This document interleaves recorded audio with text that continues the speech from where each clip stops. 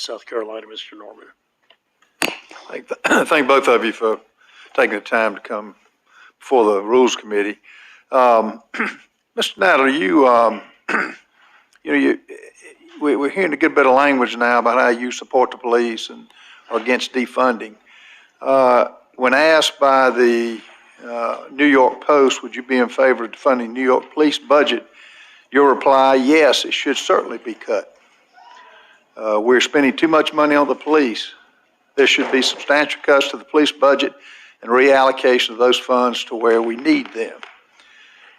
In 2020, during the George Floyd Justice in Policing Act, you would end qualified immunity for law enforcement officers.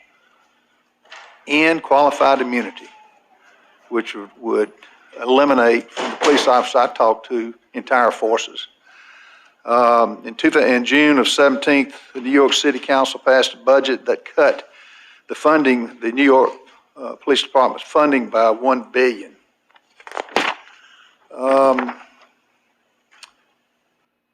The 200 people were arrested in the New York City in the protest following the death of George Floyd 2 months ago, March 23rd, March of 2023, a settlement in federal court said New York City would compensate 320 New Yorkers more than $21,000 each who were surrounded, arrested, or subjected to excessive force by police, as well as another $2,500 to each person who received a desk appearance ticket. Two questions. One, I assume you stick by these comments. Secondly, I stick by my comments, not necessarily by some other things that were there. Do you deny anything I read? No. So you stick by that? Yeah. And you're making the case for why you support the police and are criticizing everything that Congressman Biggs But I just said. Well, hold on, let me just ask you sorry. something. You're with this in your of record, you're now making the case why what Mr. Biggs is describing does not support the police because it leaves out the Capitol Police, in your opinion. You realize New York City, New York has lost 300,000 residents. Many of them are coming to South Carolina because of just what I mentioned here. I don't know how you can sit there and make the statements you're making when your record is completely dismal when it comes to supporting the police, who are such a brave family of officers who do it for no other reason than protect the public. And you're sitting here making statements like you are as some big supporter. I don't get it. I really don't. Can I answer? Are you finished? Yes, sir. Well, several things. First of all, I did say that the New York City Police Department budget should be reduced in order to devote more resources to mental health.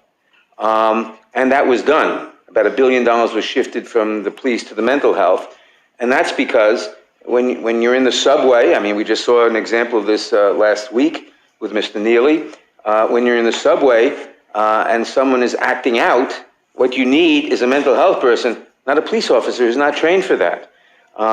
And the city of New York recognized that, and things have been better since they did that. Not good yet, but better. Secondly, let me just mention some bills I passed last. I don't want to go there on that. You're standing pretty much by what you said, which is really not only is it hypocritical, it's not hypocritical. It's amazing that you're making. It's not hypocritical. Mental health. Alvin Bragg is really doing a terrible job of basically making a mockery of the police force and the order of law in New York City. And your statistics prove it. It's up by 34%, and people are leaving your state. And it's going to continue, from what I hear. My wife used to love to go there. Not going again. By just as what happened on the subways, there's no place in New York that's safe other than a few places. Mr. Biggs, the criticisms have been leveled at as you responded to outlandish claims by the Democrat representatives here on the Rules Committee. Have you ever heard anything like this before? To sit here at when they were in charge, they did everything but dismantle the police and support it. They supported the criminals rather than the victims and blamed it on mental illness, which I don't doubt. But people that do the shootings now are mentally ill. But do you get what they're getting at? Hey, Mr. Norman, I appreciate that. You asked if I'd ever heard anything like this before. Yeah, I sit on the Judiciary Committee. We hear this a lot, this type of stuff a lot. And, you know, I don't know. I don't know if you want me to start reading off all the statements that I have here from Democrats, members of this Congress, about defunding. You've heard the one from Ranking Member Nadler, and you might not have heard the one from Minority Leader Hakeem Jeffries, who told CNN regarding defunding the police, you have to look at it that on a case-by-case basis. How about Cori Bush? She's kind of the poster child for defunding the police. Representative Alexandria Ocasio-Cortez, she says, this is what happens when leaders sign blank check after blank check to militarize police, CBP, etc., while letting violence go unchecked. We need answers and we need to defend. And after New York cut that $1 billion you're talking about, she said she thought the cuts didn't go far enough. Representative Jamal Bowman said similar things. He said, too many police in our country are more concerned with protecting white supremacy than serving the communities that pay their salaries. We don't need police with lethal weapons carrying out routine traffic stops. We need to reallocate police funding to unarmed traffic forces to remove even the possibility of sanctioned manslaughter. If you've ever worked with police, if you've ever done traffic, which I did, I prosecuted traffic offenses.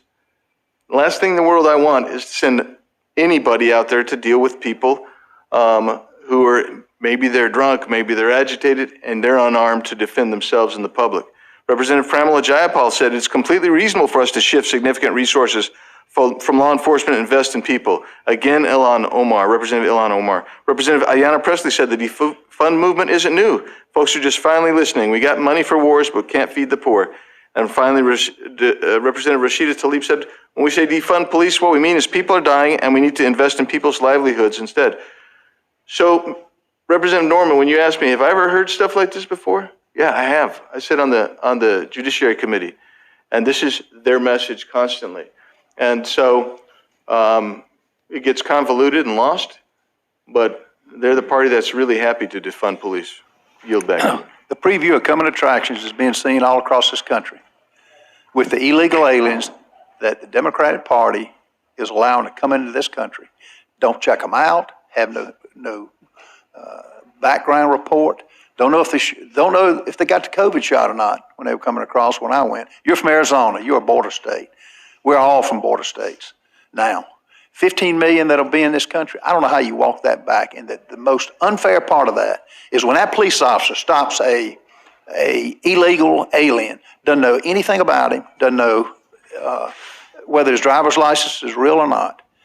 That life is in danger of that officer, and it is a sad day in this country that they are allowing this to happen. No one on this panel has spoken up against the tragedy and the hypocrisy of allowing our borders, this country, to be invaded, which you can't say any other way. We've got an invasion going on, and hopefully the next administration will do what they can to deport the whatever number that can come in.